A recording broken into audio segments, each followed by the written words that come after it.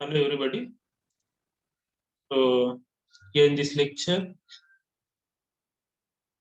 we are going to study the basic principle of potentiometric titration, then how the setup of potentiometric titration is there, and what are the applications of potentiometric titrations. Okay, so this experiment is there for you in physical chemistry and analytical chemistry in the TYBSc. Okay, same experiment is there in the SYBSc also, that is in the physical chemistry. Okay, so see what happens here actually. So here is a total setup. If you see in the diagram given below. Okay, so as you know that this is a salt bridge. This is a salt bridge connecting two half cell. Okay, now this is one beaker. Okay, in one beaker, so there is a solution of saturated quinhydrone. Okay, a saturated quinhydrone. This is actually our testing solution from which we have to find out the H plus ion concentration. Okay, this is a platinum electrode. Okay, now here it is a burette. From burette we are going to add the titrant over here. We are going to add titrant over here. Okay, and to this side, this is what the calomel electrode. Okay, so what is a calomel electrode? Now you know that what is calomel electrode. That is a secondary reference electrode. This is what the saturated KCl solution over here, and this is a salt bridge in which saturated solution of KCl is filled. Okay, so with the each addition of titrant, okay, we are going to measure the change in potential in the potentiometer. Okay, so that we are going to measure. So in the potentiometric titration, the potential of suitable cell is measured as a function of volume of titrant added. As a function of volume of titrant added. What is measured? Potential of cell is measured as a function of volume of titrant added. The cell will involve an indicator electrode which is reversible to the ion being titrated. To the ion being titrated. As the titration proceeds, the concentration of ion being titrated changes, the potential of indicator electrode will also change. Since the other electrode, namely reference electrode, that is what our saturated calomel electrode, is of constant potential, the potential of the cell will also reflect this change. In any titration, the ion being titrated shows a large change in the concentration around the equivalence point. This will produce a large change in the potential of the indicator electrode and potential of the cell. Around the equivalence point of for a small increment of titration added, a large change is observed. Okay, thus initially the variation of the potential of the cell with the addition of titrant will be gradual, but near the equivalence point or at the equivalence point, it shows a very sharp or sudden change in the potential. Okay, the neutralization of the strong acid like HCl by the strong base like NaOH is studied with the help of potentiometric titration using quinhydrone electrode and calomel electrode. Okay, so quinhydrone electrode is an indicator electrode and calomel electrode is a reference electrode. Okay, that we have already studied. Now, what is the procedure? Initially, we are going to add a large increment of titrant, that is NaOH from the burette, 1 or 2 ml, from which we are going to find out the equivalence point of the titration. Okay, so in the next, again, we are going to perform same titration and we are going to add a large increment, no problem, 1 or 2 ml. But near the equivalence point, we are going to add a very small increment about 0.1 to 0.05 ml. After each addition of the titrant, we are going to measure the change in potential.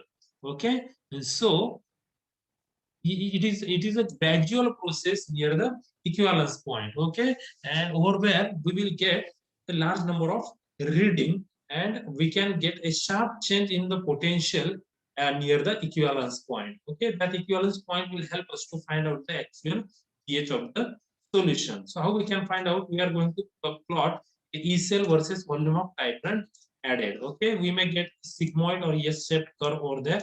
Hence, it becomes necessary to require or record as many as reading possible over there or near the equivalence point. Okay, so एवढं लक्षात ठेवायचं की इक्विव्हलन्स point किती आहे. समजा 8 ते 9च्या दरम्यान आहे, हे अगोदर आपल्याला कळलेलं आहे. अगोदर आपण 12 रिडिंग घेतले आणि शार्प चेंज 8 ते 9च्या दरम्यान दिसतो आपल्याला. नेक्स्ट टाइम आपण 7 पर्यंत 1 ml 1 ml 1 ml 1 ml 1 ml असं ऍड करतोय प्रत्येक वेळेस आणि प्रत्येक वेळेस रिडिंग घेतोय पोटेन्शिओमीटरवर.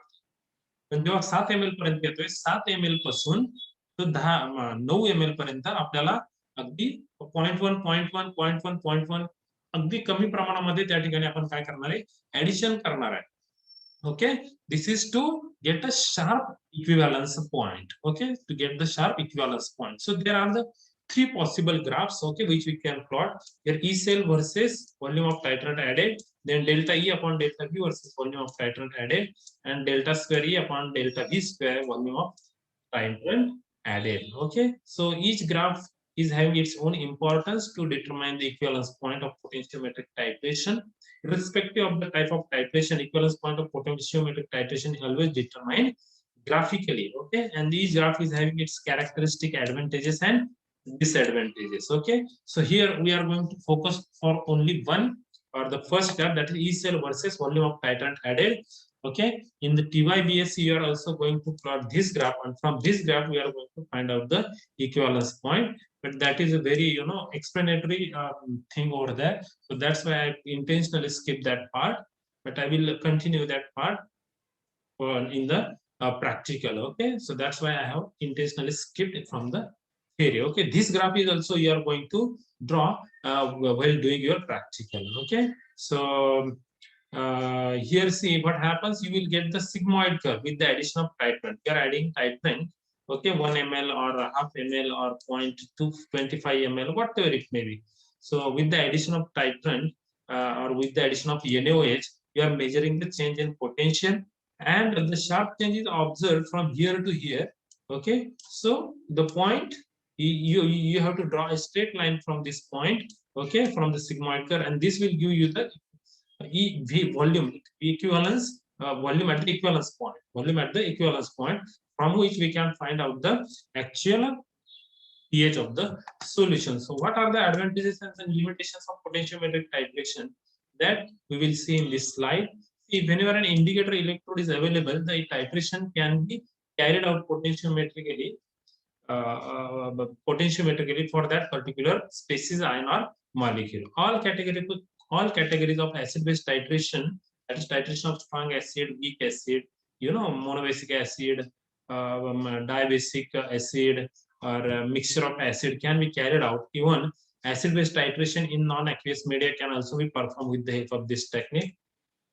Either with the help of metal ion electrode or metal insoluble salt type of electrode, the titration can be carried out for the precipitation titration. Okay, with the mercury acting as an indicator electrode, complexometric titration, if not frequently, can be carried out whenever needed with the help of potentiometric titration. Okay, so many redox system can be titrated potentiometrically. A mixture of two reductant with the same oxidant can also be carried out. So what are the limitations of this method? Yeah, each and every method is having certain limitation or disadvantages. So it is very time consuming and it requires large number of observation to plot a graph and to find out the endpoint of the titration graphically. Okay, and where we can use it? Yeah, it is used to determine the total alkalinity and carbonate content of seawater. It is used to determine phosphoric acid content from the aerated drinks. That we are going to find out phosphoric acid from the Coca-Cola. This experiment is there in your practical. Then to determine acetic acid content from the vinegar. This is also experiment in TYBSC. You have to perform. Then to determine the dissociation constant of dibasic acid and tribasic acid. Okay, then the estimation of small changes of the carbon dioxide or oxygen content in the natural waters. Okay, so these are what the application, out of which 2 or 3 we are going to perform in chemistry laboratory, or how we can use this instrument for that purpose. Okay, and this is there in the TYBSC only. So after this there is a pH metry technique, and that we are going to learn in the next lecture. So it's my suggestion to you that listen a lecture again and again, so that concept will be more and more clearer to you. lectures are not much, time taking. Each and every lecture is of at the most 5 to 10 minutes. Intentionally, I have prepared like that. Quite single or two lectures are there which are having more than 15 minutes of time, but intentionally I am doing so because you can listen the lecture even you are walking here and there. So during your leisure time also, if you see, if you listen to a lecture once or twice, the concept will be more clearer to you. Okay, so for this lecture, I am going to stop here. The remaining part I will continue in the next lecture. Thank you.